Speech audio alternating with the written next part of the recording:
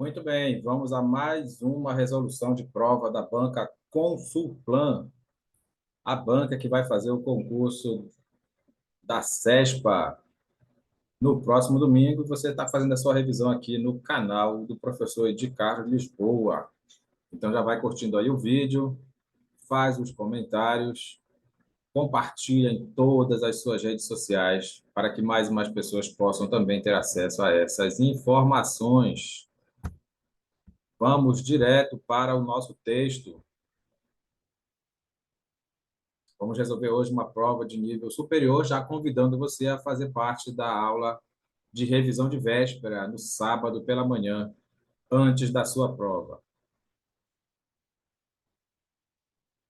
Tem que chamar a sua atenção aqui para essa brilhante regência verbal corretamente utilizada pela banca, o que não acontece, infelizmente, em muitas situações.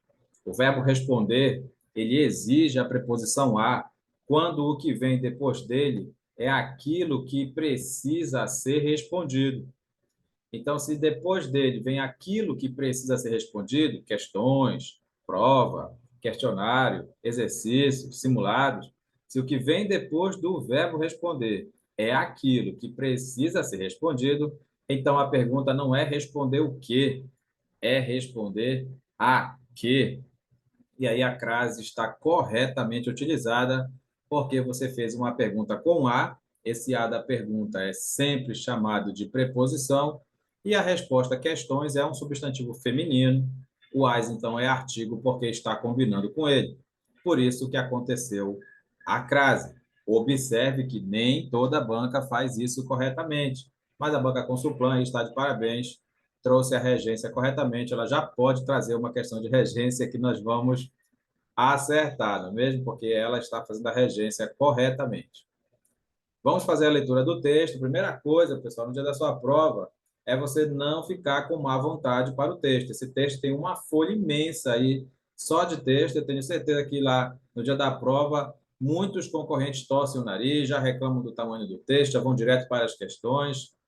Não faça isso. Você quer ser aluno 100%, você quer acertar todas as questões da sua prova, então você vai ler o texto com toda a boa vontade do mundo, com uma boa entonação, com uma boa pontuação. Não é prejuízo ler o texto duas vezes antes de fazer a resolução das suas questões. O texto da sua prova é o texto mais bonito que você já leu em toda a sua vida, e você vai acertar todas as questões. Vamos lá. Superexposição de crianças e adolescentes e a hipersexualização de influenciadores mirins nas plataformas digitais.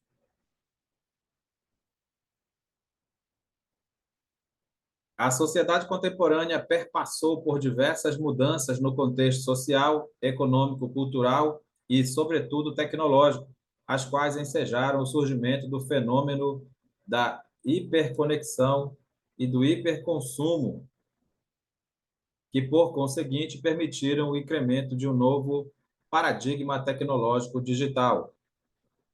Com o advento das plataformas digitais, Facebook, Instagram, YouTube e TikTok, dentre outras, se alterou profundamente os padrões de comunicações previamente estabelecidos, permitindo-se que as referidas mídias sociais se transformassem em locos para a implementação de uma comunicação interindividual e transfronteiriça, possibilitando assim a difusão de conteúdo de forma célere e simplificada e afetando intensamente a vida dos indivíduos em sociedade e o mercado de consumo, que, diante dos avanços tecnológicos, se transforma em um mercado de consumo digital.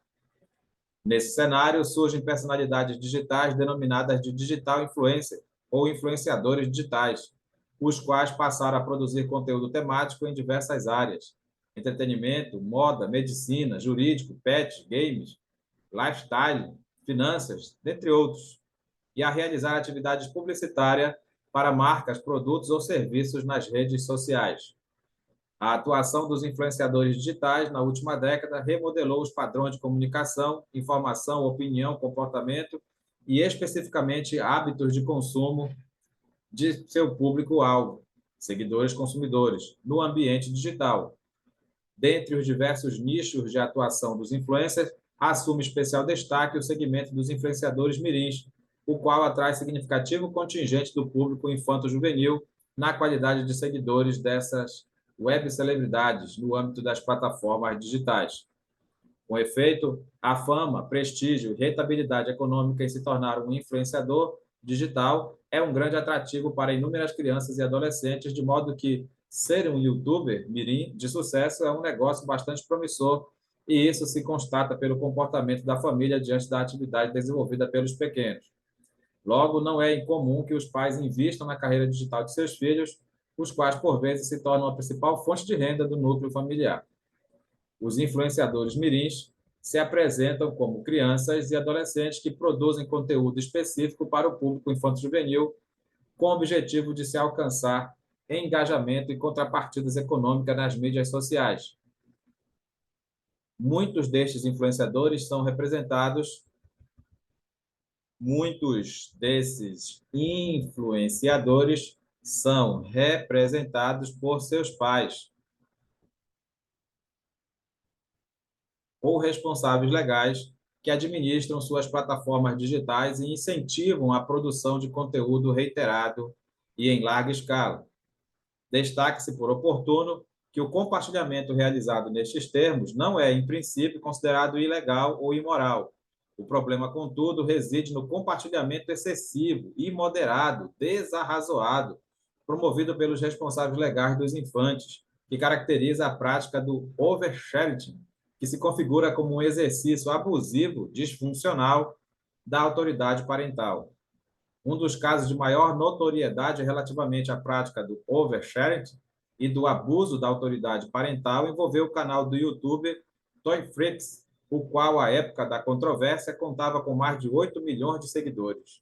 O referido canal publicou vídeos nos quais as crianças tinham que agir como se bebês fossem, inclusive vestindo-as com roupas de bebês, forçando-as a mastigar e cuspir alimentos e até mesmo urinar nas próprias roupas.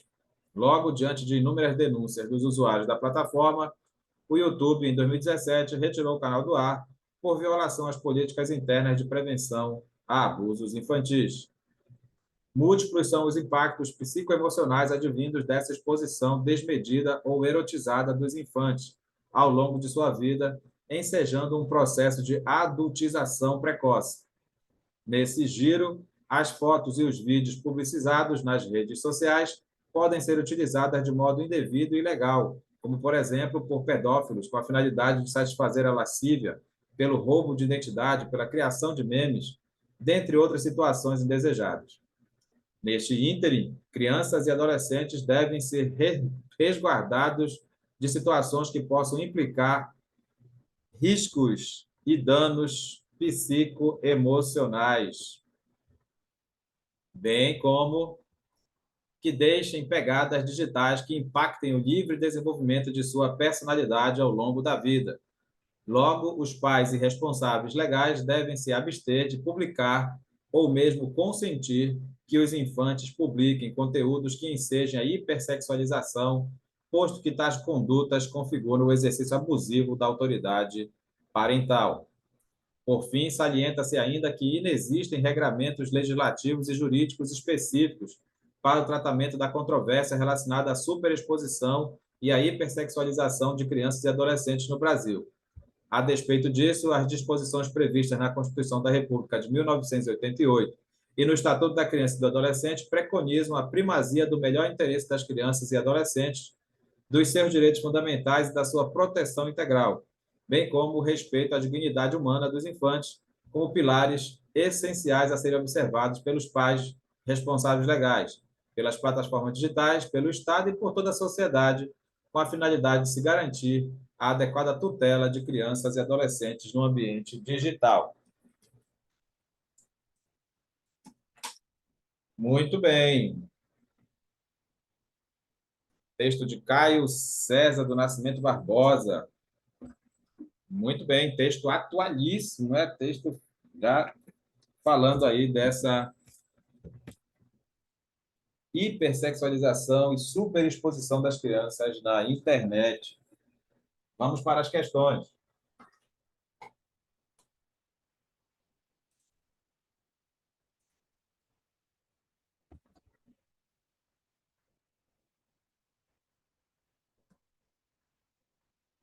Primeira questão. Considerando as ideias expressas no texto e as características de sua tipologia textual, assinale a alternativa correta. O texto é bem longo, mas você repara que ele está fazendo aí uma defesa, não é, dessa situação envolvendo as crianças e adolescentes. Então, nós estamos diante aí de um tipo de texto chamado de tipo de texto dissertativo, argumentativo. A partir da exposição de argumentos, pode-se concluir que a prática da comunicação por meio digital é uma realidade que confronta necessidades e excessos. Está bem bonitinho aí o resumo na letra A. Vamos só ler as outras para ver se pode mesmo descartar. Letra B diz: em momento algum, a argumentação apresentada permite ao leitor estabelecer vínculos com a ideia de que a exposição ao conteúdo da internet seja prejudicial. É claro que mostrou o lado prejudicial, sim. Está errada a letra B. Letra C diz que a exposição de conhecimentos de características científicas relacionadas ao universo digital denota o caráter principalmente de divulgação científica do texto apresentado. Nem vamos considerar a letra C, né? A letra D diz: embora a tipologia apresentada seja argumentativa, não há um ponto de vista definido? Claro que sim, mas sim diferentes posicionamentos estabelecidos em relação ao assunto tratado, de modo que cada coautor apresenta sua tese acerca do tema desenvolvido. Todo o texto está saindo em defesa, logicamente, das crianças e adolescentes em relação a essa exposição pela mídia. Realmente, a resposta da primeira questão é a letra A. Domingo, no dia da sua prova, você tem que ter toda a calma do mundo, fazer uma boa leitura para que você não tenha problema nenhum na hora de fazer as questões. Vamos lá. Segunda questão. Os termos grifados indicam significados que se aproximam em referência a quê? Olha aí, ó. As duas palavras diferentes que vieram aqui no nosso texto vieram formadas por prefixação. Olha aí, você colocou o prefixo super na palavra exposição e o prefixo hiper na palavra sexualização. Então, qual foi o objetivo de colocar esses prefixos na frente das palavras originais? Teve um objetivo, e é isso que a questão está perguntando. Então, eles se aproximam em referência a excesso, com certeza, não é? Superexposição, hipersexualização, está aí com prefixos que mostram o excesso nas palavras originais. Perfeitinho. Vamos para a terceira questão. Atendendo às normas da ortografia oficial vigente da língua portuguesa, e mais uma vez eu quero chamar a tua atenção aqui para a crase sendo usada de maneira corretíssima. O verbo atender tem uma regência especial. Quando depois dele vem coisa, você tem que fazer pergunta que tenha a. Quando depois dele vem pessoa, você faz pergunta sem a. Então, eu atendo você e você faz um pedido e eu atendo ao seu pedido. É assim que funciona, guarda isso para sempre. O verbo atender, se vier depois dele uma coisa, aí você faz a pergunta atender a quê? Se vier pessoa, você faz a pergunta atender quem? Então, por isso teve uma pergunta com a, que é preposição, e o as é artigo do substantivo feminino normas, por isso que a crase está corretíssima. Olha só, questão sobre hífen, pessoal. Questão sobre hífen. Quem diria, né? Questão sobre hífen. Ele disse que superexposição e hipersexualização dispensam corretamente o emprego do hífen. Por quê? Porque tem uma regra que diz que os diferentes se atraem.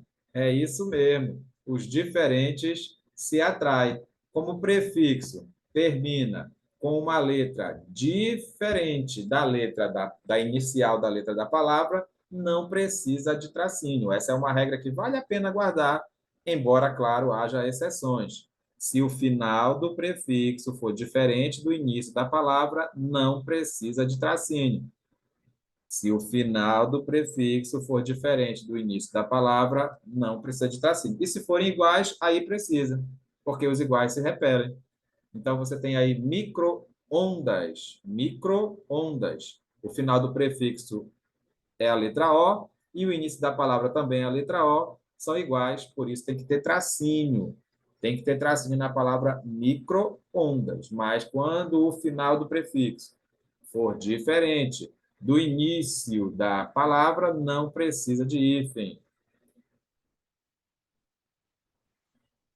Então, pessoal, o que é que nós estamos procurando aqui nessa questão? Nós estamos procurando uma frase errada, tá bom? Estamos procurando uma frase já, uma utilização errada do hífen, porque olha só, dispensam corretamente o emprego do hífen. O mesmo não ocorre em. O mesmo não ocorre em. Então, tem alguma coisa em algum lugar que está errado. Só tem uma alternativa que tem palavra escrita errado. Vamos ver qual é a explicação. Olha aqui, tem uma regra especial para o H, pessoal. Tem uma regra especial para o H. Qual é a regra? Mesmo que seja aqui aquelas regrinhas diferentes, né? Que a gente acabou de aprender, mas se tem H, tem hífen. Se tem H, tem hífen. É aqui que está errado. É a letra C a nossa resposta. Pode reparar que é uma exceção a essa regra que você acabou de anotar. O que é que você anotou? Se o final do prefixo for diferente do início da palavra, não precisa de hífen. Só que você vai guardar agora a informação de que se tem H, tem hífen. Também uma regra geral, também tem exceção, mas guarda assim, que se tem H, tem hífen, então quer dizer que não é super habilidade sem tracinho, é com tracinho. Não é super-homem sem tracinho, é com tracinho. O super esfriado está certo porque segue a regra que nós já aprendemos. Final do prefixo com o início da palavra, diferente, não precisa de hífen. Mas se for o H, precisa sim. Tá bom? Não esqueça que você pode fazer a pergunta lá pelo nosso grupo de WhatsApp. Pergunte lá, leve a questão para lá, tire um print, leve a questão lá, tire a sua dúvida, porque pode ser a dúvida de outros alunos também. Tá bom? Vamos lá. Questão 4. Reconhecendo o emprego de argumentos textuais para o desenvolvimento do texto, assinale a afirmativa correta. Só tem uma certa, hein? A letra A diz que o texto possui como foco argumentativo a implementação e o crescimento das plataformas digitais na sociedade contemporânea. Claro que não é esse o foco. O foco é as crianças, né? O excesso a que elas estão submetidas. Vamos para a letra B. Infere-se que o autor defende que as práticas relacionadas ao uso da rede de tecnologias digitais tenham configurações específicas no que diz a limites a serem observados e praticados. Aqui não falou de criança, deixa a letra B aí. A partir dos elementos empregados no texto, pode-se afirmar que o gênero opinativo ocupa a posição de maior prestígio social no que diz respeito à classificação dos gêneros textuais presentes na atualidade. Vixe, Maria, o que é que isso tem a ver com o nosso texto? Letra D. De acordo com o autor, as mudanças vividas pela sociedade não só provocaram e aceleraram o avanço da ciência por meio da tecnologia, como também permitiram a todo cidadão o acesso garantido a esta nova tecnologia. Ai, ai, quem dera, né, pessoal? Então, aqui você vai voltar para a letra B, é ela que é a nossa resposta. Vamos mais, vamos ver se a gente chega na parte de gramática.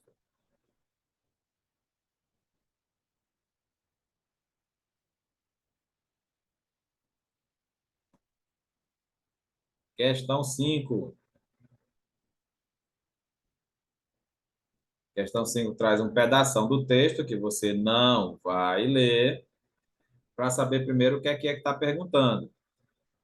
A questão diz o seguinte: a reescrita do trecho anterior, cujo sentido original e a correção gramatical foram preservados. É aquela questão de reescrita de frase, pessoal. É aquela questão de reescrita de frase. Ou seja, se ele quer que mantenha a correção gramatical e o sentido original, primeira coisa que você vai fazer é procurar erros, qualquer tipo de erro, e aí você joga fora. Se tiver mais de uma alternativa que você acha que não tem nada de erro, aí você vai olhar para o sentido. Aí você vai olhar para o sentido. Vamos lá, então. Letra A.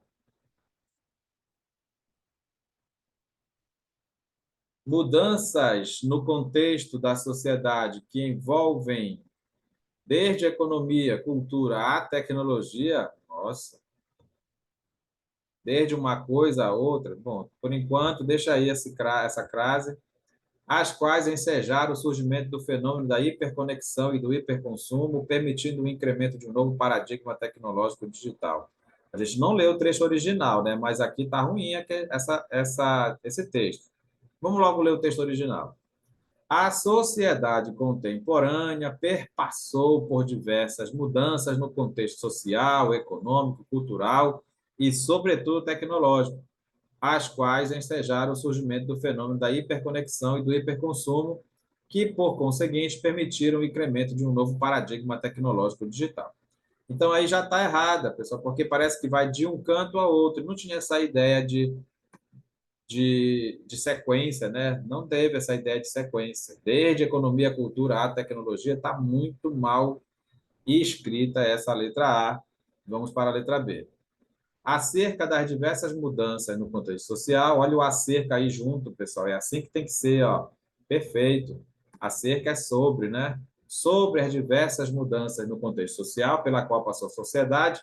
Vixe, o que é que esse ponto e vírgula está fazendo aqui, pessoal? Não tem nem cabimento, não tem lógica. Aí você só pode colocar uma vírgula mesmo. É possível reconhecer o surgimento do fenômeno da hiperconexão e do hiperconsumo, que, por conseguinte, permitiram o incremento de um novo paradigma tecnológico digital. Erro gravíssimo de pontuação aqui. Esse ponto e vírgula não cabe aí. Letra C.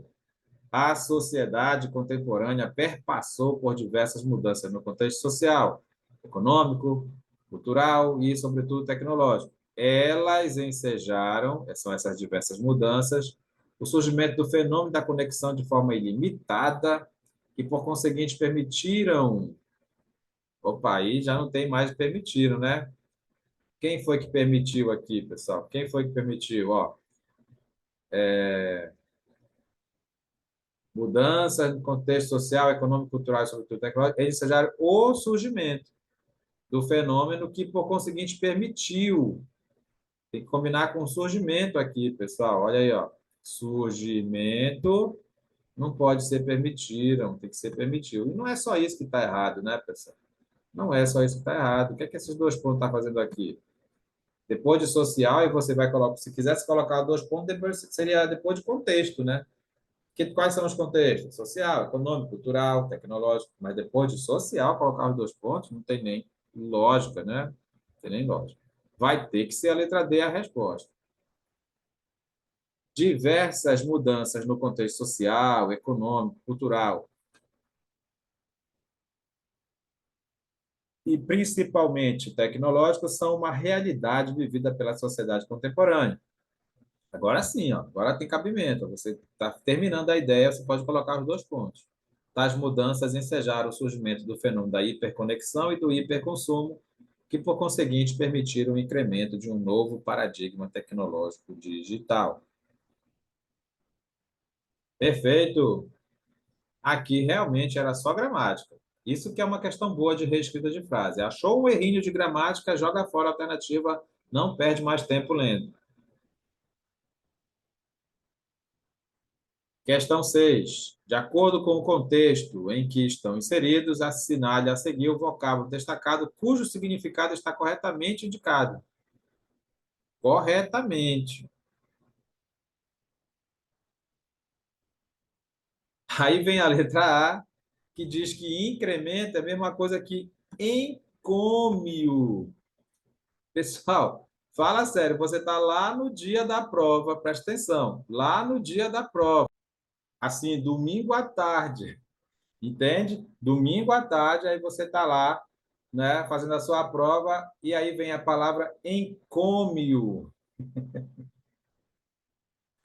Ninguém merece, né, pessoal?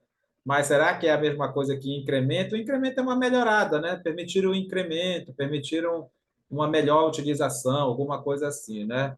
Encômio é elogio, alguma coisa assim. Você está elogiando alguém, exaltando alguém. Então, realmente não é a mesma coisa. Mas imagina você não vai ter o Google lá no dia da sua prova, né, pessoal? Não vai ter o Google lá no dia da sua prova, e aí já era, né? E aí já era. Então, encômio, coloca aí, coloca sinônimo, depois você pesquisa aí direitinho, mas coloca sinônimo não, desculpa, coloca elogio, tá bom? É um sinônimo de elogio. Então, não dá para trocar por incremento. Célere quer dizer que é rápido, né? Não quer dizer que é notável. Notável quer dizer que é alguém importante. Notável quer dizer que é alguém importante, o cara é notável, né? Os notáveis lá de Cametá, né? Notável é alguém importante, beleza? Não dá para trocar por celery, que é uma forma rápida mesmo, né? Ensejaram o surgimento. Posso trocar ensejaram por possibilitaram? É, sim, dá para trocar ensejaram por possibilitaram. Beleza. É essa a resposta.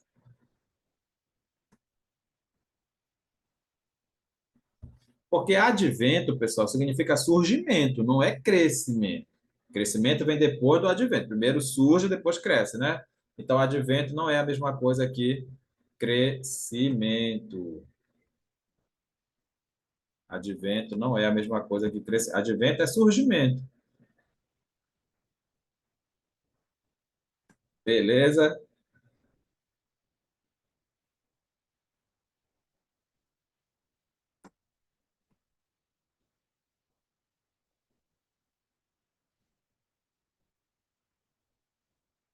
Questão 7.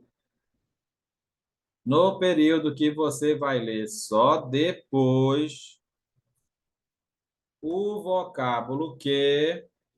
Está querendo saber sobre a palavra que? Para que você vai ler? Né? Para que você vai ler? Vem aqui direto no que, ó, já está até destacado. Olha aí, ó. Ensejaram o surgimento do fenômeno da hiperconexão e do hiperconsumo que, por conseguinte, permitiram o incremento de um novo paradigma. Olha só, quem foi que permitiu? Quem foi que permitiu?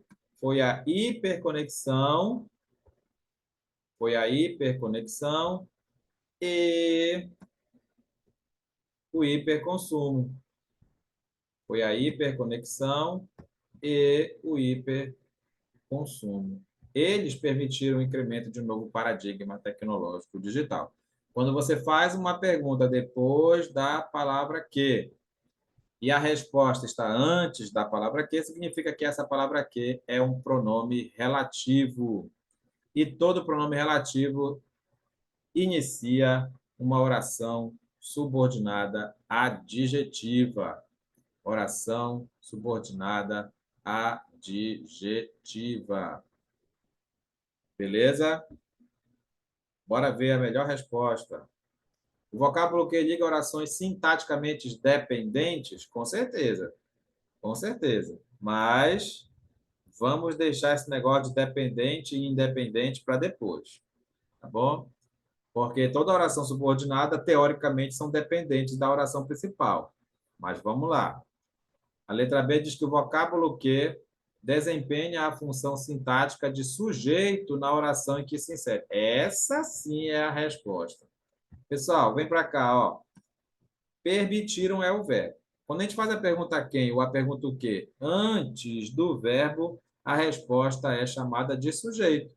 Então, pergunta quem foi que permitiu? A resposta é o hiper, a hiperconexão e o hiperconsumo. Então, se você fez uma pergunta de sujeito, quer dizer que o que tem a função sintática de sujeito. Égua, pessoal, marca isso. Ó. Presta atenção. Se perguntassem quem é o sujeito do verbo permitir, se perguntasse quem é o sujeito do verbo permitir, não pode dizer que é a hiperconexão e o hiperconsumo. Não pode. Mas não é essa a resposta? É. Mas quando tem o que pronome relativo, ele assume a função sintática da palavra que ele representa. Ele assume a função sintática da palavra que ele representa. Então, é por isso que o que, de fato, é o sujeito da oração, o sujeito sintático da oração.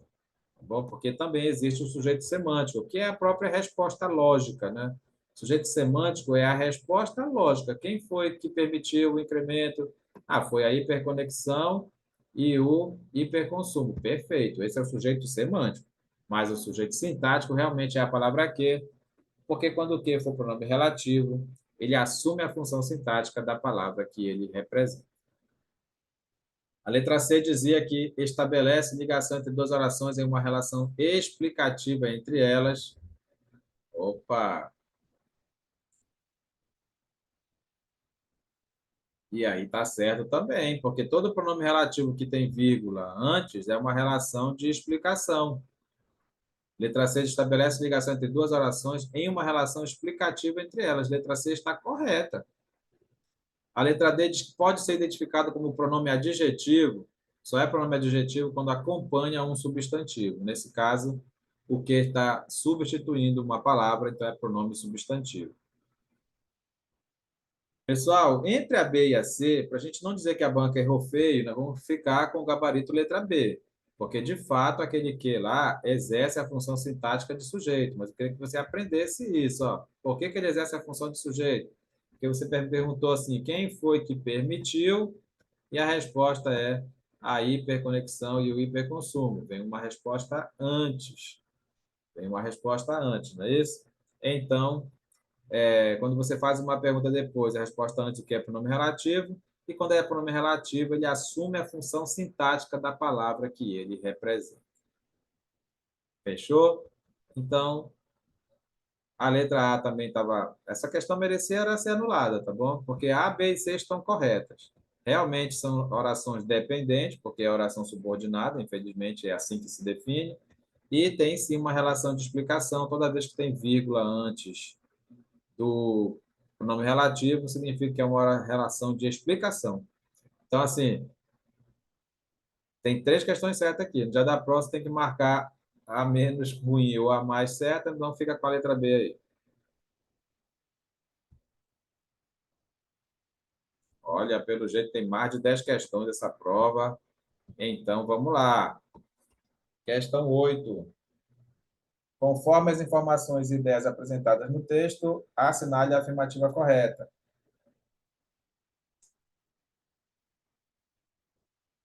Essa aqui é uma cilada que você não pode vacilar no dia da sua prova, pessoal.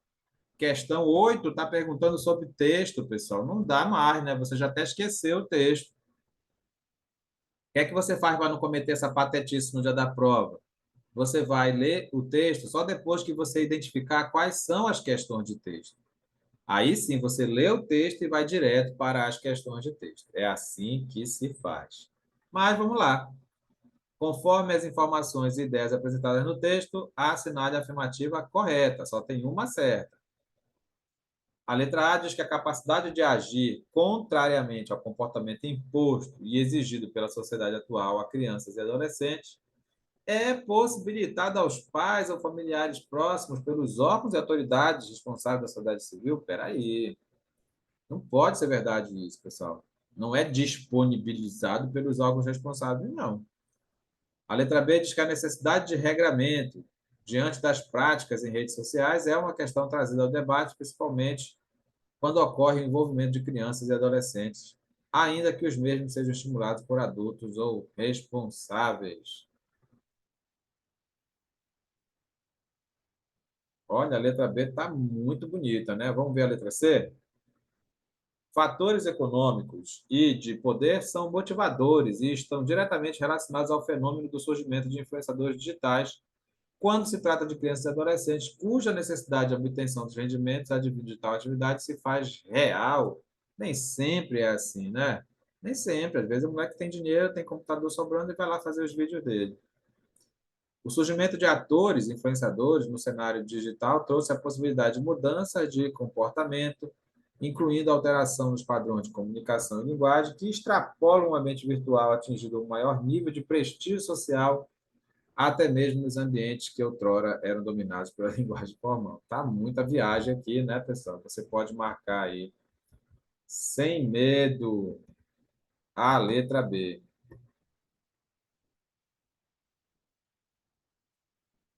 Vamos mais.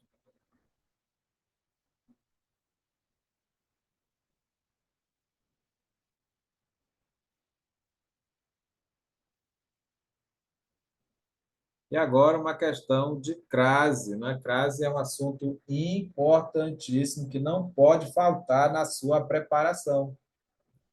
O emprego do acento indicativo de crase considera.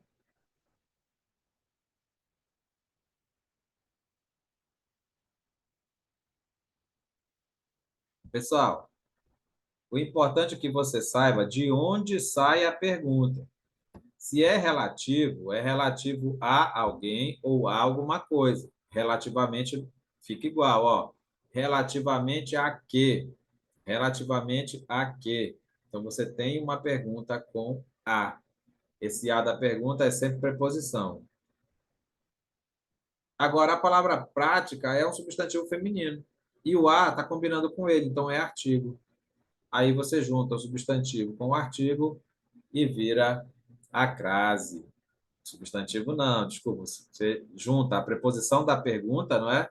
Relativamente a que, e aí o a da resposta, que é artigo, porque está na frente do substantivo feminino, aí acontece a crase. Então, essa crase está perfeita, não tem nada de facultativo, tá bom? Ah, se fosse substituir prática por práticas, não teria a crase, pessoal. Não teria a crase. Por quê? Porque não estaria combinando. Só tem crase quando está combinando. É obrigatório? Sim, é obrigatório. Caso fosse por a práticas, também não. Se não estiver combinando, não tem crase. Se não estiver combinando, não tem crase. A letra C diz que é facultativo, já está errado, que não é facultativo. A letra D vai dizer que é obrigatório, considerando a exigência da regência observada e o emprego do artigo feminino. É essa a resposta. Lembra que regência é fazer pergunta depois das palavras. Regência é fazer pergunta depois das palavras. Então, relativamente a quê?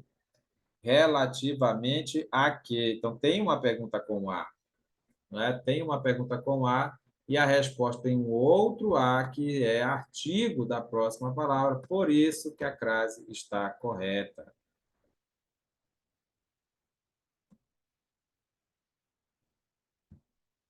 Questão 11.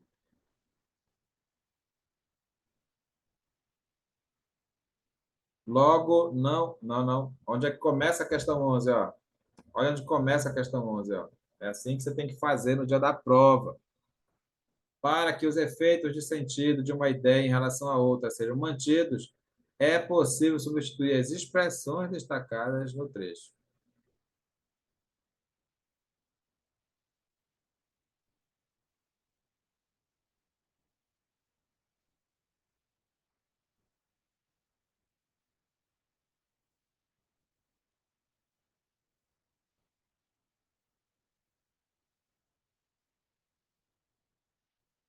Olha, pessoal, vamos devagar aqui, tá bom? Vai bem devagar, analisa direitinho isso, porque o que ele está perguntando aqui é o seguinte: para que os efeitos de sentido de uma ideia em relação à outra sejam mantidos, é possível substituir as expressões destacadas no trecho por.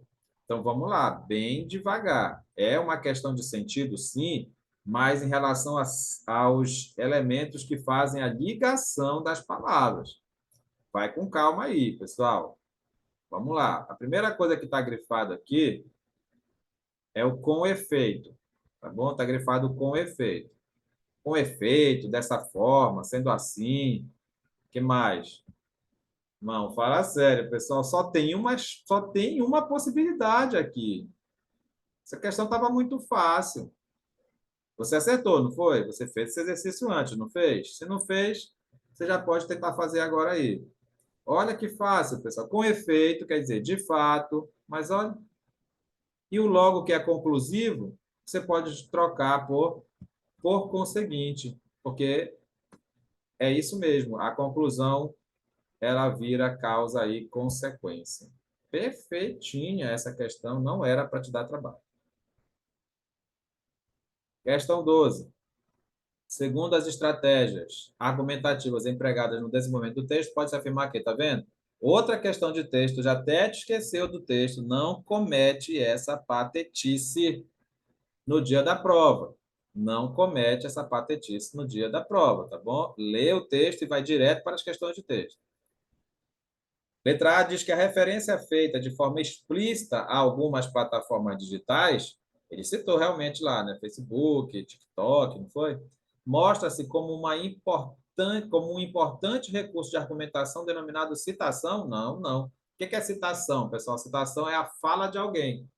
Citação é a fala de alguém. Se você tivesse trazido a fala de alguém, de uma instituição, sei lá, aí tudo bem, mas não tem nada a ver. Você cita...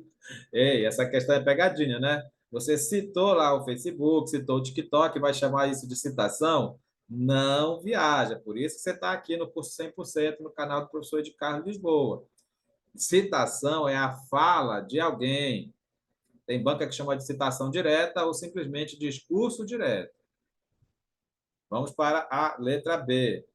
No nono parágrafo do texto, Maria, é utilizado como recurso de argumentação um pressuposto de exemplificação, que tem como finalidade sustentar a tese apresentada. Como a gente não vai voltar agora lá, bora ver se dá para eliminar a letra C? A letra C diz que o formato da apresentação e organização de ideias no desenvolvimento textual é um dos recursos mais utilizados como argumento. O formato da apresentação é um recurso de argumento? É claro que não, pessoal. É lógico que não. Não tem como você dizer que a forma como eu apresentei as ideias no texto é um argumento? Não. O que é o argumento? É o argumento. Não é a forma como esse argumento aparece. A letra D diz que esse trecho aí caracteriza-se como argumento à medida que apresenta caráter persuasivo acerca do tema tratado. Pessoal, persuasivo, só por causa do devem aqui, presta atenção. Presta atenção. Só por causa do devem vai ser persuasivo? Não. O que é persuasivo, né? Quer te obrigar a fazer as coisas, né? Mas presta bem atenção, pessoal. Esse trecho aqui é conclusivo. Quem manda aqui é o conectivo. Bom, é o conectivo. Não tem nada a ver com persuasão. Persuasão é poder de convencimento, né? Poder de convencimento. Então, pessoal, vamos voltar lá para a letra B. Nono parágrafo do texto diz que a gente usa um pressuposto de exemplificação, que tem como finalidade sustentar a tese apresentada. Nem vamos lá para a gente não perder tempo, mas eu quero que você responda primeiro as questões de texto. Faça isso para o seu cérebro não pirar. Questão 13. Conforme com o apresentado no texto, é correto inferir que, em relação à tecnologia digital e plataformas digitais, o posicionamento dos autores demonstra o objetivo principalmente de, conforme com o apresentado no texto, é correto inferir que, em relação à tecnologia digital e plataformas digitais, o posicionamento dos autores demonstra o objetivo principal de quê? De evidenciar as sequelas causadas por seu uso indiscriminado na vida de... Não foi esse o objetivo. Confrontar criadores de plataformas também não. Alertar quanto a determinada forma de uso das plataformas digitais em relação a um segmento específico da sociedade, que eram as crianças e os adolescentes. Já é a letra C a resposta. Já é a letra C. Não faça isso que eu estou fazendo aqui, tá, pessoal? Você tem que ler o texto e ir direto para as questões de texto. Não viaja, senão você vai perder a questão. Questão 14. Dentre os documentos mais usuais da redação oficial está o ofício. De acordo com as características que o constituem, está correto que se afirma isso. Só tem uma informação correta sobre o ofício, que é um documento oficial mesmo, dado padrão ofício, né? Que antigamente era o memorando, o ofício e o aviso, agora a gente chama só de padrão ofício mesmo. Beleza. Então vamos lá. Redação oficial cai no seu programa, você tem que estudar aí 3 vezes o manual de redação da Presidência da República. A letra A diz que o ofício não deve ter anexo? Não. Pode ter ou pode não ter. Tanto faz. Essa informação aqui está errada. Pode ter ou pode não ter, não tem problema. O ofício trata de petição dirigida exclusivamente a uma autoridade? Não. Quem diz que o ofício tem que ser petição? Petição é requerimento, né? Requerimento você pede alguma coisa. Está errado aqui. E esse exclusivamente mata tudo, né? Mata tudo. Não é só para a autoridade. Eu posso pedir, fazer um memorando para qualquer órgão, de qualquer lugar, um ofício para qualquer lugar. Bom, está errado aqui.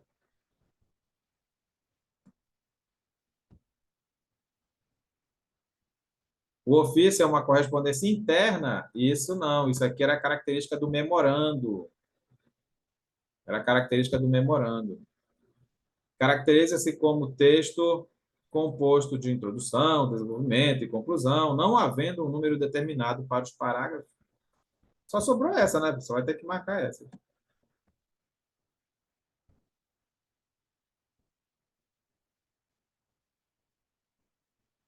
Vamos lá.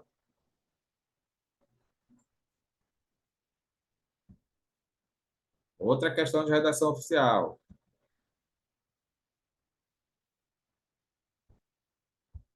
E é aquela de item que você pode ir por eliminação. O uso do padrão culto da língua em quaisquer situações, claro, quando eu estiver tratando de qualquer documento oficial, eu tenho que usar o padrão culto da língua em qualquer situação. Item 1 está corretíssimo. Se o item 1 está correto, a resposta já não pode ser nem a letra B, nem a letra D, porque não tem o item 1. Então, o que vai decidir aqui é o item 3. O dois já está certo. Essa é a vantagem, pessoal. Olha, o 2 já está certo, ó, porque ele está na A e na C.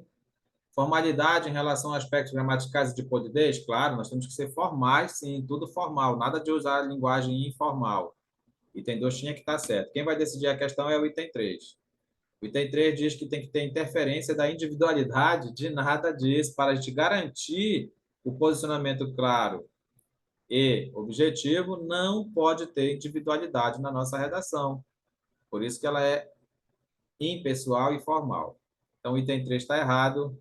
Resposta da questão é a letra C. E com isso a gente encerra a nossa aula de hoje, mas eu espero você na revisão de véspera, no sábado pela manhã, para a gente fazer aí mais um tira-dúvida de todo o tempo para você acertar todas as questões da sua prova. Não se esquece de compartilhar aí esse vídeo com toda a sua rede social, seus conhecidos, seus desconhecidos, seus amigos e inimigos, mas vai curtindo aí os outros vídeos, vê, deixa lá o vídeo rolando, deixa o YouTube saber que o canal está sendo utilizado para que ele possa indicar para mais e mais pessoas. Muito obrigado e a gente se encontra na próxima.